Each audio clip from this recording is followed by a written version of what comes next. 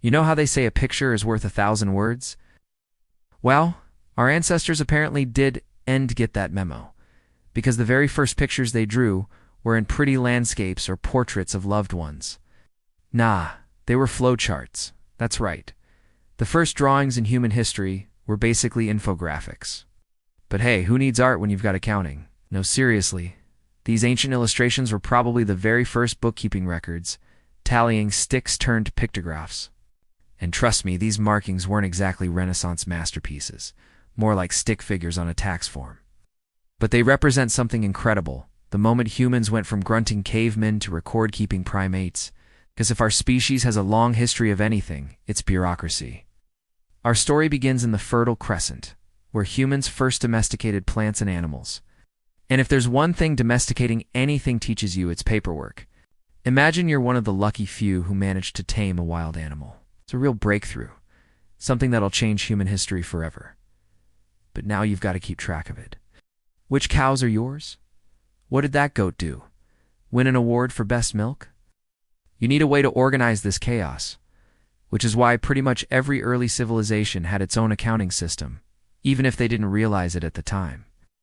And nowhere was record-keeping more important than in Mesopotamia, where city life meant a lot of stuff to keep track of: farmland, livestock, taxes, trade, everything except maybe love. The Sumerians, one of the earliest civilizations in Mesopotamia, kept records by poking holes in clay tablets. Kind of like a really tedious game of connect the dots, but they eventually upgraded to something more sophisticated. Cuneiform writing. The word comes from Latin and literally means wedge-shaped. And yes, that's exactly what it looks like. A reed stylus pressed into soft clay, leaving behind little wedge-shaped marks. Once the clay dried, voila, you had yourself a record that could last thousands of years. These markings weren't random, though.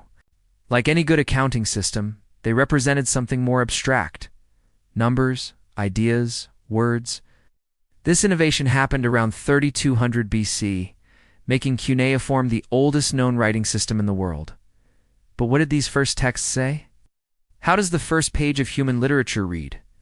Poetry, philosophy, maybe a gripping tale of adventure? Nope. Ancient Sumerian literature kicked off with a bang, a list of chores. According to one of the earliest texts, a farmer named En-Meteranki owed his landlord 54 sheep. On the plus side, that sheep must have been adorable. On the downside, it seems debt collection is as old as civilization itself. But look beyond the dull subject matter and think about the revolution that was happening. Humans had gone from grunting to grocery lists. We had invented a way to communicate ideas without grunts, pointing or drawing pictures. We could scratch our thoughts into the world. And that, my friends, is how accounting changed the world. Okay, let's be honest, cuneiform was a bit of an outlier. Most of those early texts were indeed about work, trade, and taxes, but they covered a lot more than that. Over the next few centuries, Sumerians scratched out epic poems like the Epic of Gilgamesh, philosophical treatises, and even the world's first known novel, a story about a guy who sold his house and traveled to find a lost wife. Now, those stories are amazing and definitely worth watching, but our focus today is on those early accounting records because they represent a mental shift in human history. For the first time, humans needed to organize their thoughts and actions. There was too much complexity in their lives for caves, grunts, and drawings. They needed a way to scratch the surface of the world, and the result was nothing short of revolutionary. In fact, so revolutionary that other civilizations came up with similar systems independently. Along the Nile, for instance, the Egyptians developed their own pictographic system called hieroglyphs. But unlike the Sumerians, they took writing much more seriously. Hieroglyphs weren't just an accounting tool. They were a gift from the gods. According to legend, the pharaoh Minos sent his son Theseus to the moon to steal the secrets of writing, then brought them back to Earth. So the Egyptians saw writing as something divine, something sacred, and that's reflected in the symbols themselves. Many of them are stylized versions of real objects: a bird, a hand, a chair, even an eye. But here's the kicker. These symbols also stood for sounds, meaning Egyptians could write actual words and phrases, not just lists. That innovation happened around 3000 BC, a little later than Sumerian cuneiform, but hieroglyphs lasted much longer and became far more complex. Take a stroll through the British Museum and you'll see what I mean. While Sumerian tablets look like neat little rows of dots, Egyptian tombs and temple walls are covered in hieroglyphs, telling stories and recording events from the pharaoh's daily life. There's even a version of the Sumerian epic, the Epic of Gilgamesh, written in hieroglyphs, showing how writings spread throughout the ancient world like wildfire. And perhaps the most famous example of Egyptian writing is the Book of the Dead, a collection of spells and prayers designed to help the dead navigate the afterlife. It's a bit morbid, but the writing itself is masterful. You can almost hear the scribes scratching out each symbol, trying to give the deceased a fighting chance against Anubis and his scales. Now, writing didn't appear simultaneously in these two civilizations. In fact, writing systems arose independently in several places at around the same time. It's along the Indus River, for instance, a civilization we still haven't deciphered. Yet somehow they also created their own writing system around 2600 BC, which may have been a pictographic script like the Egyptians, but we're still waiting for Indiana Jones to show up and tell us for sure. Meanwhile, in China, writing developed separately thanks to the oracle bones. As far back as 1600 BC, the Shang dynasty practiced a form of divination by carving questions into turtle shells or ox bones, then heating them until they cracked. Priests would then read the cracks like tea leaves and record their interpretations on the bone.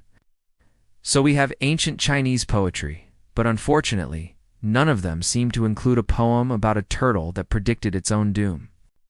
Eventually, these markings evolved into full-fledged Chinese characters, which to this day are among the most beautiful and complex writing systems on the planet. Now, despite these various innovations, most people couldn't actually read or write. Literacy was mostly reserved for elites, priests, and scribes, while most people remained illiterate throughout history. But that doesn't mean they weren't keeping records. In India, for instance, record-keeping was tightly controlled, but it was still done orally. The Vedas, a collection of sacred hymns and religious texts, were passed down for generations by a special class of priests called Brahmanas. They memorized the entire thing, every syllable, every verse, and recited them during ceremonies and rituals. This practice ensured that ancient Indian traditions and beliefs survived for centuries without being written down. And when they finally were written down around 500 BC, they included something remarkable: the world's oldest surviving songbook. Today we call it the Rig Veda, but it was originally just a collection of hymns to gods like Indra and Agni, sung for centuries under the stars. Imagine generations of priests chanting the same verses, night after night, until finally someone thought, maybe we should write this down before we forget the second verse. Thank goodness they did, because, thanks to that decision, we still have the Rig Veda. And if you're curious about what these ancient tunes sounded like, well, you're in luck. Musicologists have actually reconstructed many of the hymns, and they're surprisingly catchy. One hymn in particular is the Nasadiya Sukta, a meditation on the origins of the universe. The opening lines go like this: who really knows? Who will ever know all the paths that lead to the truth? As best as we can, we seek to know the light within the darkness lead us. Those words, spoken over 3,000 years ago, still resonate today, a testament to the power of poetry and the importance of asking big questions, even if you don't have the answers. Now that we've covered the basics of ancient writing, it's time to take things to the next level. If you want to dig deeper into the world of early civilizations, you'll love the resources we've picked out for you. Each one offers a unique window into the past, and I couldn't wait for you to explore them. Just click the link in the description below and embark on your own journey through history. Trust me, you won't regret it. Imagine you're standing in front of a huge bookshelf full of ancient texts, relics from thousands of years ago. You reach out and pull out a book, but instead of crisp pages, your hand sinks into something cold and squishy like thick mud. Welcome to the weird, wonderful world of prehistoric preservation. Because here, the ground where you're standing isn't made of wood, stone, or steel. It's literally made of books. It's a wall of clay tablets, so densely packed there isn't even room for mortar. There are hundreds of thousands of these tablets, each stamped with simple designs and all together telling the story of human progress. Because this isn't just a wall, it's a library. It's the largest collection of ancient writings in the world, and it's made of mud. In fact, when you think of the world's great libraries, the British Museum or the Library of Congress, none of them hold anything like this place. See, this library wasn't built on purpose. These tablets weren't collected or cataloged. They were buried. It's an accidental archive, a secret stash from the past.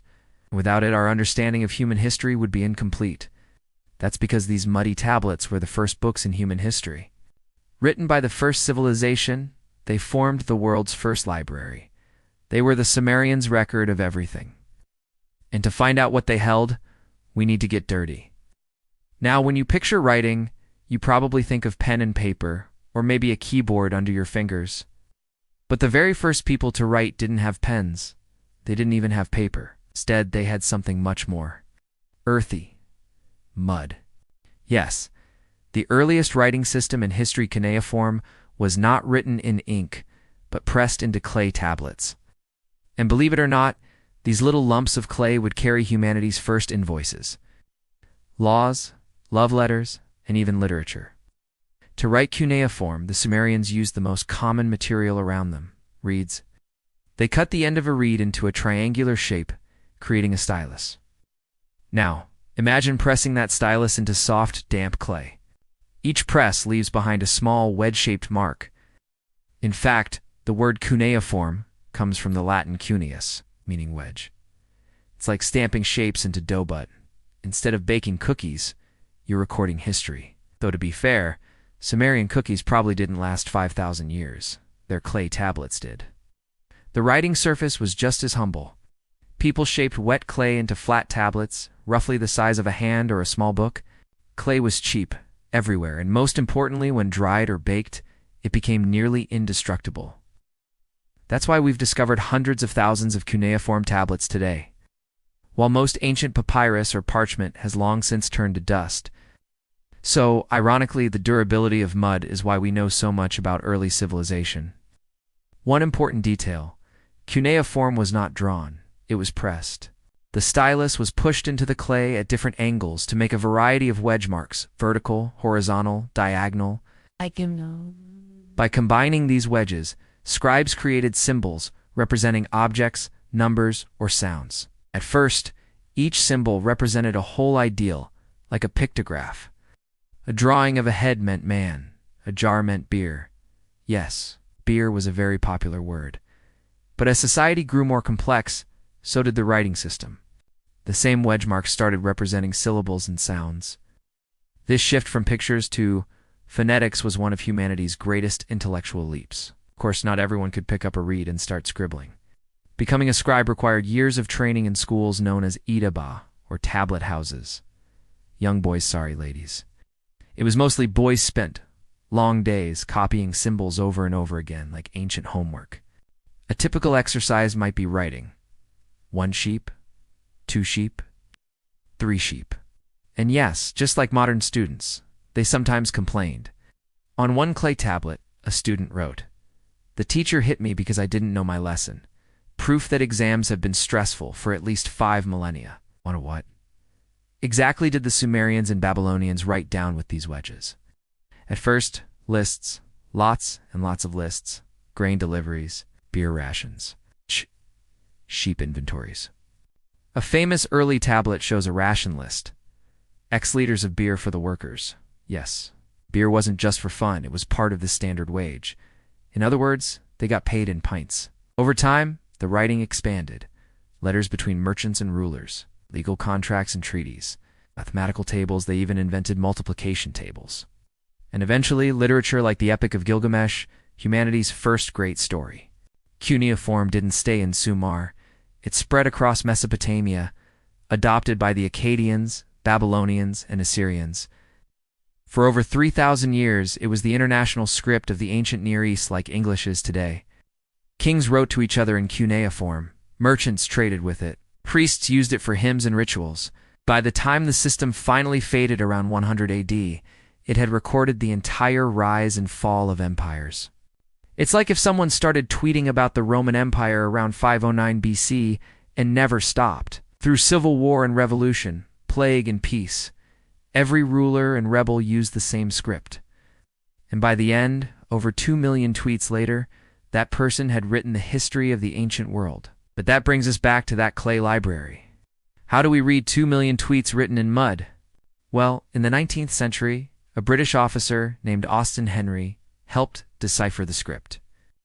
He noticed that wedge marks looked like the angles of certain letters. So he hypothesized that the marks weren't just random symbols, they were an early form of the alphabet. After years of work, Austen Henry and other scholars proved it. They cracked the code of Cuneiform. Today, we're still uncovering new tablets and deciphering their secrets. And you can explore this ancient library for yourself. Just visit the British Museum or the Penn Museum. If you want to go to the source, though, you'll have to travel to Iraq, where many sites are open to the public. You can even walk among the ruins of ancient cities like Babylon and Ur. Just look out for modern-day tomb raiders or war. Still, when things settle down, the country plans to open a national museum to show off its own treasures. For now, though, we can admire the world's first library right here at home. After all, it's thanks to this accidental archive that we know anything about Sumer. We learned about their religion and daily life, their wars and achievements. We even discovered the world's first known law code. Thanks to these clay tablets, we know how the first civilizations worked. We see how they organized themselves and kept track of their records. Basically, we learn how human society began. In other words, this humble library taught us how to read. Now before you go, make sure to check out the next episode in the series. See you then? So why does cuneiform matter? Because it was the first real system of writing, the foundation for everything that came after. It showed humanity that thoughts could be preserved, shared, and passed down, not just through memory or speech, but through marks on a tablet. From debt lists to divine myths, from beer rations to laws, cuneiform turned fleeting words into permanent records. And thanks to mud and reeds, we can still read the voices of people who lived 5,000 years ago. That's not just history, it's humanity, speaking across time. What exactly did those voices say? When archaeologists first uncovered thousands of clay tablets in Mesopotamia, they probably hoped for ancient secrets, profound philosophy, maybe even early science fiction. But what they actually found was mostly paperwork.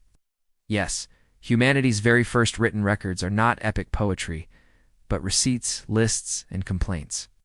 And honestly, that makes them even more fascinating, because they show us how ordinary people lived, worried, and argued 5,000 years ago. Imagine you survived the Great Flood. Now what? Well, you got to get your life started again. Starting a life means starting a business. The earliest tablets are essentially shopping lists, one might say. So-and-so owes 5 sheep, another delivery of 10 jars of beer to the temple, another 3 baskets of dates collected as tax. It sounds mundane, but these lists are gold for historians. They reveal not just what people ate and traded, but how their entire economy worked. Fun fact, beer was so important in Mesopotamia that workers were often paid in daily beer rations.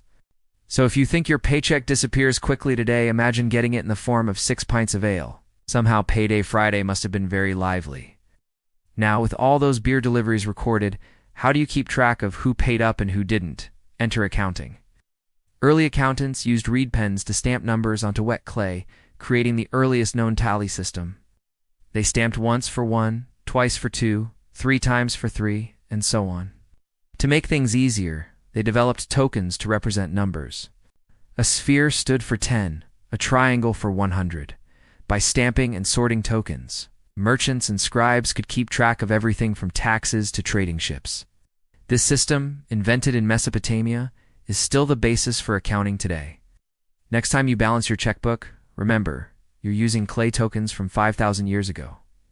Oh wait, no, you're not. You're using an app. Okay, next time you see a building on fire, remember that too. Thanks to cuneiform, we know its secret history. Back then, buildings burned down a lot, especially royal palaces. The fire of King Sargon of Akkad destroyed not just wood and mortar, but thousands of clay tablets. And when archaeologists uncovered the site, they found this. It looks like charred trash, right? But look closer. These are cuneiform tablets, damaged but decipherable.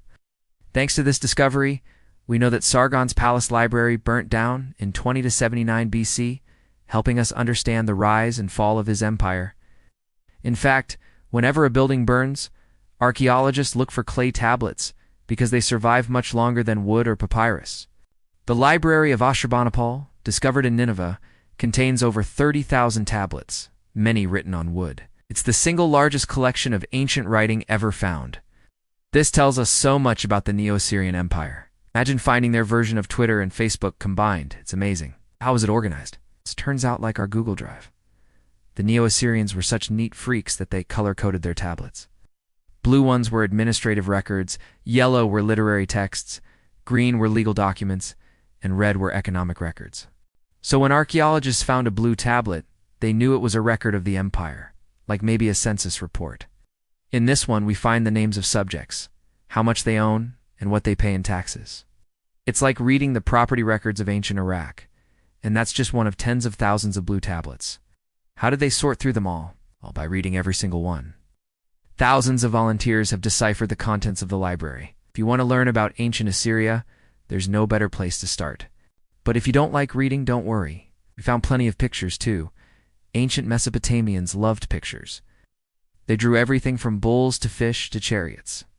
And since they couldn't afford cameras back then, they pressed these pictures into clay to create seals.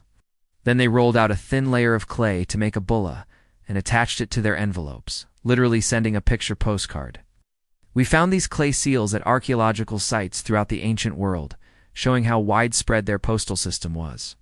Each seal was unique, like a fingerprint, helping prevent forgery, and now we know what the postman looked like. Over time, clay tablets became the medium of law. Contracts, treaties, marriage agreements, all pressed into mud. The most famous, of course, is the Code of Hammurabi. Inscribed around 1750 BC, it includes nearly 300 laws. Property rights, wages, punishments. Many are quite strict. If a builder builds a house and it collapses and kills the owner, the builder shall be put to death. Talk about harsh customer service policies. But behind the severity is something revolutionary. The idea that laws should be written down, visible and consistent. For the first time, justice was not just what the king said that morning. It was carved in clay for everyone to see. Of course, sometimes it's hard to follow the law, especially if you're trying to sneak out of town without paying your taxes. So you bribe the guard. Easy peasy. Except the guard is honorable and refuses your gift. Wait, what? Yep, ancient Mesopotamians had their own incorruptibles.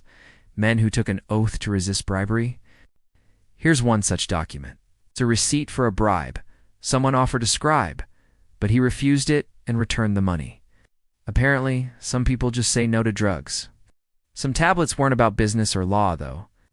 Some were letters, actual personal communication. Merchants wrote to partners. I sent the shipment.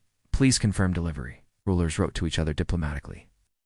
The Amarna letters, discovered in Egypt, are a treasure trove of international correspondence written in Cuneiform, where kings of Babylon, Assyria, and the Hittites negotiated marriages and alliances. And then, there's my favorite, the world's first written complaint letter. Around 1750 BC, a man named Nani ordered copper from a merchant called Aonasaur. When the shipment arrived, the copper was low quality. Nani was furious. He wrote in clay, "The copper you sent me is bad. I will not accept it. You have treated me poorly." In other words, the first Amazon review in history. 1 star. Would not buy again. It wasn't just business either. People wrote personal notes like this one. A father warns his son to stay away from his friend's daughter, calling her a hussy and saying she cost you your life. It's like teenage love letters have been around since forever. Clay tablets also preserve some of the earliest mathematics. The Sumerians and Babylonians developed a basic system, the reason we still divide an hour into 60 minutes in a circle, 8 into 360 degrees. We found multiplication tables, square roots, even advanced geometry on tablets. One called Plimpton 322 shows knowledge of Pythagorean triples more than 1,000 years before Pythagoras himself. So next time you curse your math homework, remember, students were struggling with square roots on clay long before calculators or even chalkboards existed. And finally, clay tablets gave us literature. The most famous is the Epic of Gilgamesh. Written around 2100 BC, it tells of a mighty king, his friendship with Enkidu, and his search for immortality. It's the earliest surviving epic in human history, our first superhero story. But there are also myths, hymns, and prayers, tales of gods and monsters, poems of creation, and songs of devotion. These texts show us not just how people lived, but what they dreamed, feared, and worshipped. Without clay tablets, we might never know that ancient Mesopotamians told a flood story remarkably, similar to the one in the Bible. What makes these tablets so powerful is not just the kings and epics, but the ordinary details. We find school exercises where students clumsily copied signs over and over. We find medical prescriptions. If a man has toothache, let him chew on this herb. We find astronomical records, lists of stars and eclipses carefully observed. Taken together, they're like opening a time capsule. The grocery lists, the homework, the office emails, and the bedtime stories of an entire civilization baked into clay and forgotten until rediscovered thousands of years later. So next time you complain about your job, your bills, or your kids, remember, at least you're not making clay tablets, unless you're watching this from the future, and then, well, never mind. Hey there, Speedy. Why is it important to preserve cultural heritage? Well, because it's a window into our past, revealing who we are, where we came from, and how we got to where we are today. Cultural heritage connects us to our ancestors and lets us learn from their experiences. It also helps us understand different cultures and promotes tolerance and respect. But preserving cultural heritage isn't easy. It takes time, effort, and resources that many countries don't have. That's why we need your help. Your donation, whether one-time or recurring, will help us uncover, preserve, and share the world's cultural heritage so that future generations can learn from our past and build a better future. Donate now and make a difference today. Imagine a hot summer day in 2000 BC. You're a scribe in ancient Mesopotamia, sitting cross-legged on a stool, sweating over a fresh batch of clay tablets. The deadline is tight. The king's accountant is coming for this month's barley shipment, and you need to finish, recording the royal granaries by sundown. So you take a reed pen, dip it in ink, and start making marks in the soft clay. Wedge after wedge, you faithfully record the numbers. Each mark will last for thousands of years, outliving you, your descendants, even the great Babylonian Empire. What are you writing on those tablets? It's anything and everything? Debts and dreams, laws and letters, math problems and myths? It's an honor to document the world around you, to record each deal, each ration, each divine command. With each stroke of your pen, you're adding another brick to the tower of human knowledge. It's humbling to realize that our digital files today might vanish in a few decades, maybe a century if we're lucky, but their clay tablets have survived for 5 millennia. So the next time you scribble a shopping list or type an angry email, just remember you're part of a tradition as old as civilization itself. And who knows, maybe in the year 7000, an archaeologist will dig up your receipts and emails and wonder about the world you lived in. Many of the earliest written records look boring. Lists of sheep, jars of beer, piles of grain. But these simple wedge marks on clay were not trivial. They were revolutionary. Because with writing, humanity crossed a threshold. From memory to record, from fleeting words to permanent history. Before writing, knowledge lived only in people's heads. Stories, laws, and wisdom had to be memorized and passed down orally. That system worked. After all, the Rig Veda in India and the Iliad in Greece were sung and remembered for centuries before being written. But oral tradition is fragile. Forget one verse, lose one elder, and entire chapters of culture could vanish. Writing changed that. Suddenly, knowledge could outlive the storyteller. A law could be the same tomorrow as it was today. A myth could be preserved for generations not yet born. In short, writing gave humanity its first true time machine, the ability to send messages to the future. Clay tablets, papyrus scrolls, wooden tablets, astraca, bamboo strips, birch bark, whatever form it took, writing was a revelation. Here are 7 reasons why writing changed the world. 1. The first laws. With writing, humanity took its first clumsy steps toward justice. Before writing, laws were whatever the chief remembered and the villagers accepted. After writing, laws could be carved on stone stelas and clay tablets, so everyone could see them. When King Hammurabi of Babylon unveiled his famous code around 1750 BC, he built a monument of stone, inscribed every law he had ever made. For the first time, subjects knew exactly what they could expect from the government and what they could expect when they went to court. Nobody was above the law, not even the king. His famous dictum, an eye for an eye, was a step toward equality and due process. Sure, Hammurabi's laws were patriarchal and harsh by today's standards, but they were progressive for their day and a building block for legal systems to come. 2. Record keeping. At first, writing helped keep track of transactions, trade deals, tax payments, birth records. By putting quill to clay, humans tamed the chaos of everyday life. No longer did people rely on memory or oral agreements. Deeds and contracts were written down, recorded for all to see. Suddenly people could make big plans, knowing they would be upheld. Kings could build monuments. Merchants could set up supply chains. Temples could erect huge pyramids. Without ledgers, no empires. 3. Complex cities. Speaking of which, writing helped make cities possible. Urban centers require organization, infrastructure, public services, rule of law, and above all, communication. How do you run a city without writing? People couldn't memorize the names and duties of all the officials, the suppliers, the craftsmen, the bureaucrats. Writing enabled cities to grow from a handful of families to bustling hubs of commerce and culture. Some scholars joke that civilization began when someone wrote down who owed whom how many goats. It sounds funny, but it's true. Without ledgers, no pyramids, no ziggurats, no empires. 4. Communication. Writing also made complex societies possible. Think about it. You can't run an empire on memory alone.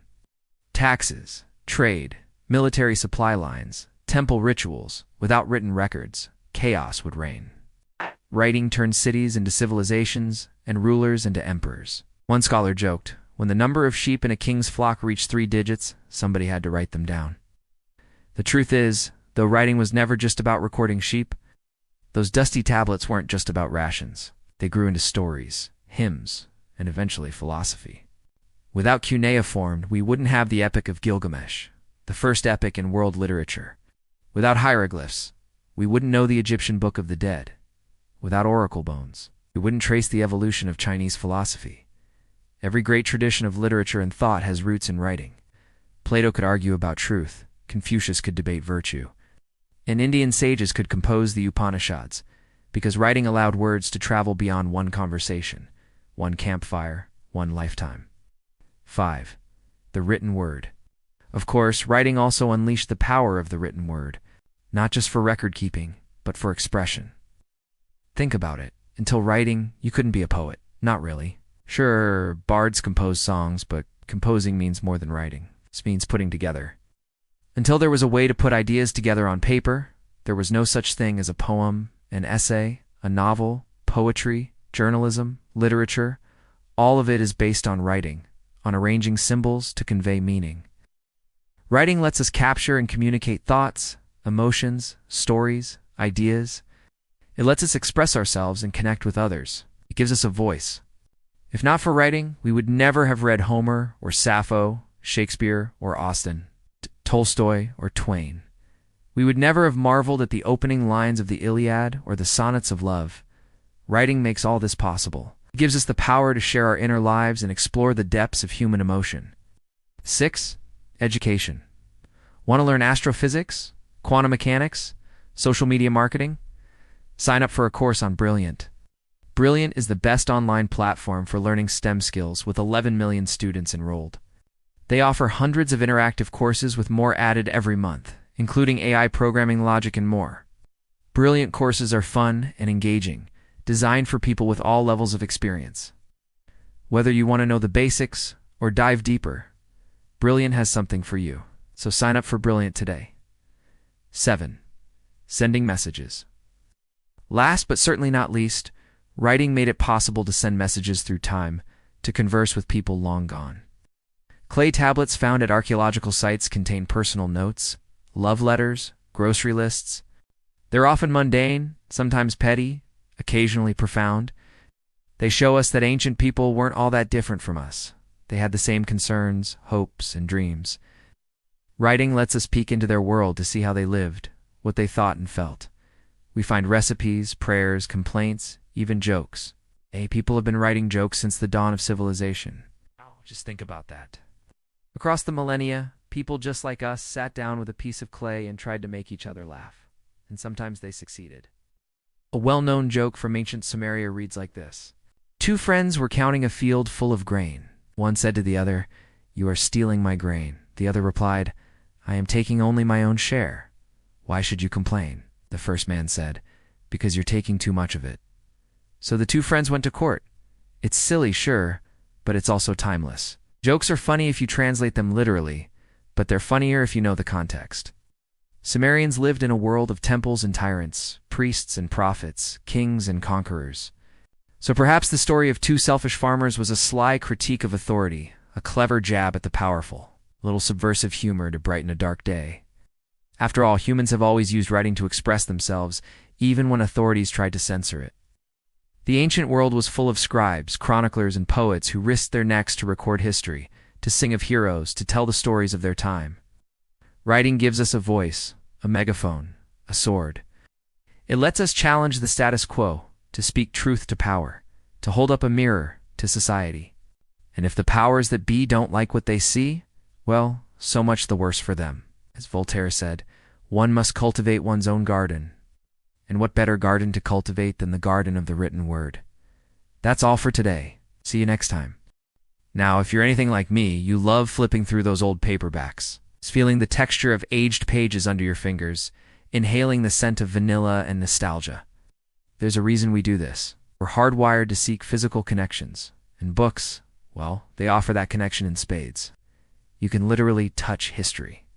Now think about this for a second. Clay tablets from 3,000 years ago still exist. Ancient Egyptian papyrus scrolls are still readable, and Greek manuscripts from 2,000 years back are held dear. But did you know that the earliest known piece of alphabet, that magical Rosetta Stone that unlocked Egyptian hieroglyphics, it's actually a piece of clay from ancient Mesopotamia? Imagine that. A small clay token silently narrating the story of languages, a testament to the incredible durability of clay and the genius of our ancestors. Who knew that those humble clay tokens would leave such an enduring legacy? These relics of the past aren't just historical artifacts. They're tangible links to our collective human story. I mean, how often do you get to hold history in your hands, feel the weight of civilizations gone by, knowing that these objects were witnesses to events that shaped our world? For me, it's not just about reading ancient texts. It's a sensory experience. It's about connecting with the past in the most visceral way possible. So let's not underestimate those dry little tablets. From debt records came literature. From rationalists came law. From clay scratches came philosophy and religion. Writing allowed humans to step out of the fog of memory and into the clarity of history. It gave us the ability to build civilizations, to transmit wisdom, and to argue with people long dead. And here's the irony. Today we worry about our digital files vanishing in 10 years, yet the clay tablets of Sumer still speak after 5 millennia. That is the true power of writing, to make human thought immortal. And today, we send WhatsApp messages, emails, or post on Facebook in seconds. But imagine this. Thousands of years ago, our ancestors shared the same desire, to connect, to exchange, to leave a mark. They didn't have phones. They didn't have the internet. What they had were symbols carved into clay, papyrus, turtle shells, or palm leaves. Each civilization found its own way to turn writing into a bridge. The Sumerians connected debts and numbers. Egyptians connected the living with the gods. Chinese connected emperors with the heavens. The Indians connected humanity with the cosmos through sacred hymns. The Greeks connected communities through stories and theater. Let us travel back through history to see how humanity learned to talk, not only to each other, but also to the divine through writing. In Mesopotamia, the Sumerians invented cuneiform writing to keep track of trade. At first, it was simple lists. So-and-so owes this much barley. But soon, it expanded into letters, treaties, even literature. A merchant in Ur could write to a partner in Akkad, hundreds of kilometers away. A Babylonian king could seal an alliance by sending a clay tablet through envoys. Writing turned oral agreements into binding contracts. Sometimes it became the medium of complaints like the famous letter from Nani to Aenosar, scolding him for sending low-quality copper. In short, Mesopotamian writing was diplomacy, commerce, and customer service. The world's first one-star Amazon review baked into clay. If Mesopotamians wrote to settle debts, the Egyptians wrote to connect with eternity. Hieroglyphs were considered a gift from the god Thoth. Every inscription in a tomb or temple was not just a symbol, it was a prayer. The most famous example is the Book of the Dead. Not one book, but a collection of hundreds of chapters written on papyrus, buried with the deceased. Its purpose: to guide the soul through the dangers of the afterlife, from monsters to the final judgment before Osiris, where one's heart was weighed against the feather of truth. In Egypt, writing connected not just people, but people with gods. An inscription was a promise of immortality, the way pharaohs lived on in the company of deities. In the East, ancient China gave writing a unique role. Divination. Around 1200 BC, during the Shang dynasty, scribes carved oracle bone script into turtle shells or ox bones. They asked questions like, "Will it rain tomorrow? If the king hunts, will he succeed?" They then heated the bones until cracks appeared, and priests read the cracks as messages from the heavens. Finally, they carved both the questions and answers onto the bones. This wasn't just superstition, it was politics. By consulting the heavens, rulers could legitimize their decisions. Wars, sacrifices, or policies were all approved by the gods. The miracle is that these carved symbols became the direct ancestors of Chinese characters. So when someone writes Urs, sun, or shun, mountain, today, they're directly connected to scratches carved on turtle shells 3,000 years ago. In the Indian subcontinent, writing preserved something sacred, the Rig Veda. The Rig Veda isn't just a collection of hymns in Sanskrit, it's a bridge between humanity and the cosmos.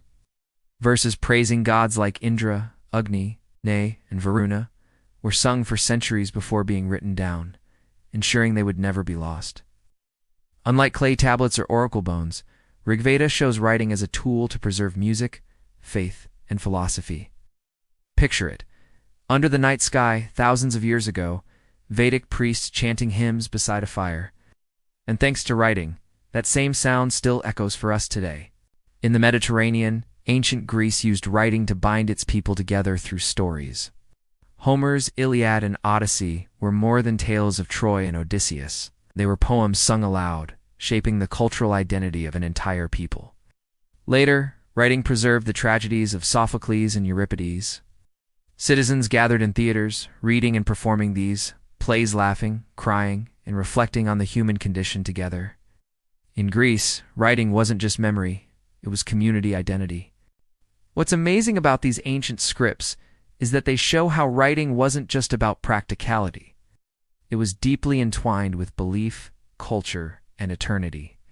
From the practical concerns of trade in Mesopotamia to the spiritual journey through the afterlife in Egypt, from deciphering the will of the gods in China to preserving sacred hymns in India, and weaving stories that defined a nation in Greece, each society used writing in ways that reflected their deepest values and concerns.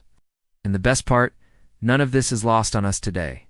When we pick up a book, we're tapping into this ancient legacy, carrying on a tradition that began thousands of years ago. It's a humbling thought, really. Just imagine the hands that have held these very books, the minds that have grappled with the words within them over the centuries. How many dreams have been inspired? How many tears have been shed over these timeless tales? Each page whispers stories of those who came before us, reminding us that we are part of an unbroken chain of readers. In a way, every book is a time machine, transporting us to different eras, allowing us to converse with the spirits of bygone ages. As we delve into the narratives penned by those who lived and breathed a different time, we're engaging in a dialogue across the ages. Their thoughts echo through the corridors of time, finding resonance within our own experiences, shaping our perspectives and enriching our understanding of the world and ourselves. When I think about these ancient scripts, I'm struck by how they reflect the very essence of the human experience. Across cultures and time, we find ourselves drawn to the same universal themes: love, loss, hope, fear, the search for meaning. It's as if these ancient voices are speaking directly to our souls, reminding us that despite the passage of time and the ebb and flow of civilizations, we are bound together by a shared humanity. Now, if you're enjoying this journey through ancient scripts, don't forget to join me on this platform. It's a place where we delve deeper into the hidden stories behind ancient scripts and where your support helps bring these stories to life. Together, we can continue to uncover the secrets held within these ancient tokens, bridging the gap between the past and the present. In this ancient archive, we encounter the lingering echoes of lives long gone, finding connections to our own experiences in their joys and struggles. Today we'll explore how ordinary people like you and me captured their everyday moments in writing, leaving us a legacy of humanity across the ages. We'll begin our journey by retracing the steps of those who came before us, understanding how their ideas evolved and shaped the course of human history. From the bustling marketplaces of Mesopotamia to the serene monasteries of ancient Greece, we'll uncover how writing served as a lifeline to transmit knowledge, preserve traditions, and express oneself in a world untouched by the internet. As we dig deeper into this treasure trove of ancient voices, we'll discover how writing became more than just ink on paper. It became a tool for personal growth, a canvas for creativity, and a testament to the enduring spirit of humanity. So grab your virtual shovels and join me as we unearth the untold stories hidden within the annals of history. The Hebrews used writing to preserve the Hebrew Bible, laying the foundation for Judaism, Christianity, and Islam. The Dead Sea Scrolls, found near the Dead Sea, show us how religious communities 2,000 years ago debated, prayed, and transmitted belief. Meanwhile, Rome used Latin writing to connect an empire. From Britain to Egypt, laws, decrees, and histories by Tacitus and Caesar created a unified system. If Egypt used writing to talk to the gods, Rome used it to govern the world. But what about in between? What were the other civilizations doing? Let us take a trip to ancient China and see how writing was used in a society thousands of miles away. We'll start with a classic, fortune-telling. Writing helped predict the future, just like horoscopes, but way more intense. Back then, the Chinese believed the universe was full of mystical powers. They'd write down questions, throw sticks, and then use special books with mysterious symbols to find answers. These symbols, kind of like emojis, told fortunes about love, money, and even the luck of important events like weddings. This practice was more than just fun. It was serious business. People traveled far and wide to meet fortune tellers and get their cosmic love life decoded. It was like going to the hottest psychic in town, except with more incense and flowing robes. Now, let's move to something a little more political. The Chinese emperors loved using writing to say, "I am in charge." They saw themselves as chosen by heaven to rule. And to prove it, they used fancy writing tools like bamboo and silk to record their amazing victories and good deeds. These writings became super important for keeping order and making sure everyone knew who was the boss. They were like official announcements pinned uptown, but way fancier. Writing gave the emperors a way to show off their power and make sure everyone stayed in line. But it wasn't just about showing off. Writing helped keep track of taxes and trade. Back then, trade was done mostly with crops like rice, and writing made it easier to keep track of who owed what. It was like a giant spreadsheet, only with more paper and calligraphy. When the emperor needed to hire workers for big projects like building palaces or walls, writing was essential. They'd post announcements with all the details, kind of like job listings, but way more dramatic. People interested in working on these mega projects could step forward and start earning some serious bragging rights. Writing played a vital role in keeping everything running smoothly in ancient China. From predicting your love life to helping the emperor manage his vast empire, it was a tool that kept society ticking, making it possible for millions of people to live, work, and dream under the watchful eye of the heavens. Now let's shift gears and travel across the globe to the Indus Valley civilization. Here, writing took on its own unique flavor. Imagine a bustling city with towering buildings, paved roads, and even a planned sewage system. It sounds like modern-day New York, right? Well, not quite. This was Mohenjo-Daro, a city in the Indus Valley civilization around 2500 BC. It might just be the oldest example of urban planning in the world. Now, what's a city without a name? That's right, a nameless city. The people here used a script we still haven't deciphered, so we don't know exactly what they called their urban wonderland. But what we do know is that they had a knack for organization. Their city wasn't just a jumble of houses and shops. It was a carefully planned space with designated areas for different purposes. There were separate zones for residential areas, workshops, and even public baths. And to keep things tidy, they had a clever system of drains and sewers. It's like having your own private plumbing system, except instead of modern pipes, they used bricks and terracotta. But life in this ancient city wasn't all bath time and bedtime stories. Just like today, there were issues with parking. Archaeologists have found evidence of parking spaces, suggesting that chariots were a common sight. To keep traffic flowing, they even had designated areas for loading and unloading goods. Talk about forward thinking. But this level of organization didn't stop at the city limits. The Indus Valley people were master planners, creating grids of streets, open spaces, and even public wells.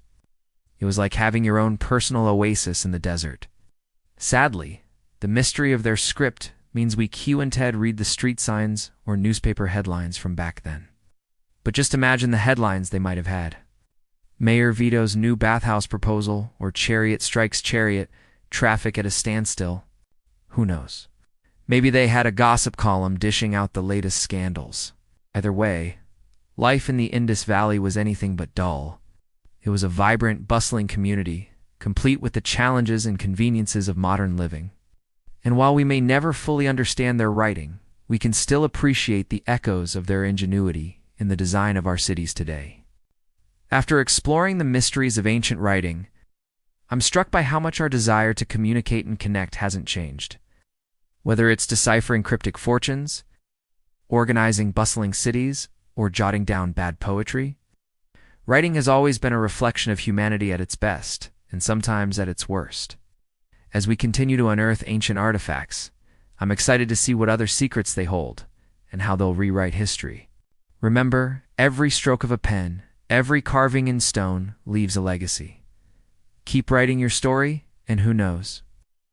Maybe one day your words will become the next archaeological treasure. Now it's time to hear from you.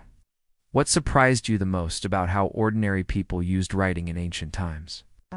Share your thoughts in the comments below. And don't forget to subscribe for more journeys through history. 5,000 years ago, human hands first scrawled marks onto clay, the first faint scratching of words into existence. But what did those first human writers write? Was it epic poetry? Theological tracts? Declarations of war? No, it was a little more mundane. It was love letters. In 2023, we tend to think of writing as important, official, serious. And sure, most writing is. But remember, writing used to be reserved for the elite few. It wasn't until about 1,000 years after the first writings that it became more common. And even then, most of the writing wasn't novels or newspaper articles. Most of the writing was administrative records and religious texts. But in the earliest days, writing was mostly personal. It was people just writing to each other. And yeah, those ancient love letters, they were pretty steamy. Take this one, found among the ruins of the ancient city of Teptunis. This was written by an ancient Egyptian soldier named Nonot to his wife Teherite. He writes, "I am well. May you be well. Please look after the house until I return." Another letter reads, "Your love has captured my heart, like the smell of lotus in summer." So sweet. But those early writers didn't just wax poetic about true love. Sometimes they vented too. Take this one from Tel El Marna. The author is obviously upset. "Why have you neglected me? You who brought joy to my heart. Is it because of my old age? Or is there something wrong with me? If that doesn't sound like a frustrated lover, I don't know what does." But ancient writing wasn't just about romance. It was also about giving advice, what we would call self-help books of the ancient world. In Mesopotamia, we find collections of proverbs. Here are a few. "Do not neglect your mother, so that your God will favor you. A lazy man does not feed his family. The house of the fool goes to ruin through the woman." The last one, maybe not so wise. In Egypt, the instructions of Ptahhotep offered wisdom to young men. "Be not arrogant because of your knowledge. Speak with the ignorant as with the wise." Wise words still relevant today. In fact, much of this wisdom feels timeless, reminding us that the hopes and worries of ancient people are not so different from ours. Clay and papyrus also carried advice, what we might call self-help books of the ancient world.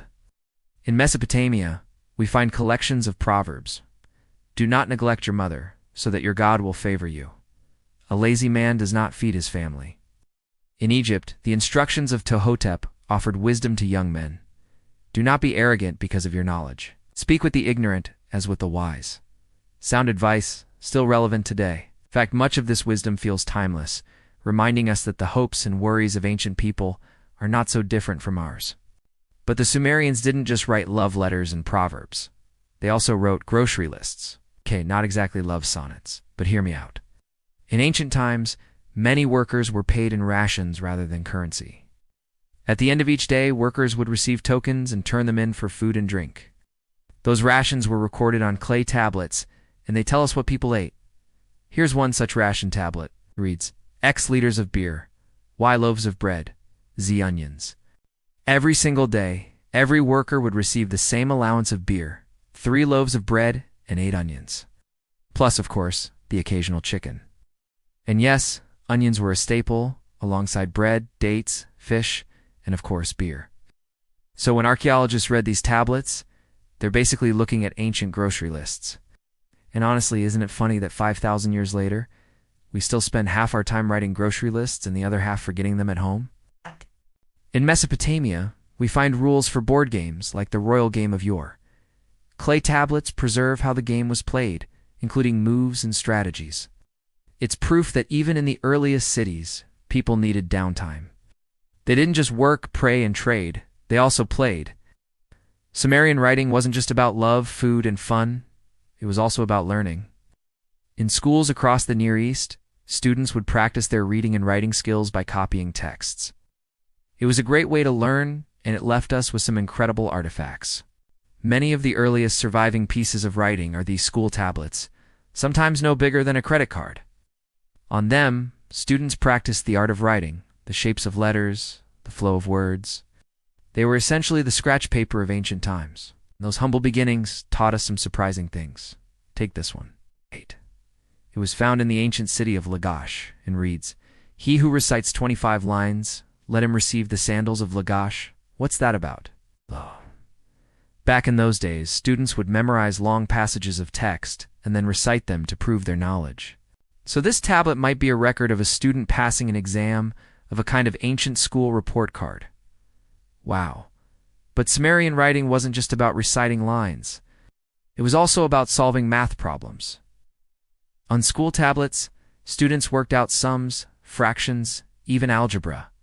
In fact, one tablet shows the solution to an equation, x squared plus 10x equals 35. Turns out that in Babylonia, they had algebra too. And these school tablets reveal even more. They show the Pythagorean triples, a mathematical relationship between numbers. A squared plus b squared equals c squared, like the sides of a right triangle. That famous formula was recorded by the Babylonians nearly 1,000 years before Pythagoras was even born. How do we know it was them? Because the tablet predates Pythagoras, and it was found in Babylonia. So don't blame Pythagoras, blame the Babylonians.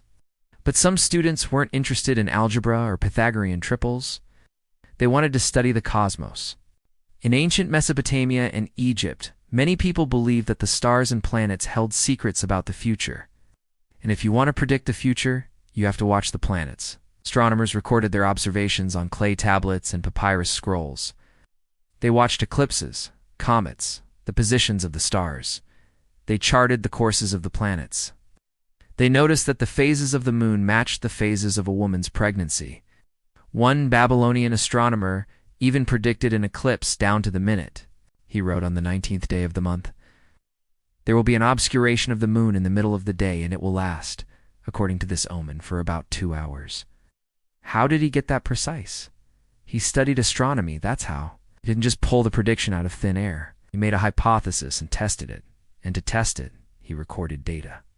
He noted the length of shadows, the brightness of moonlight, the position of stars. He took meticulous notes, hoping to find a pattern. And guess what? It worked.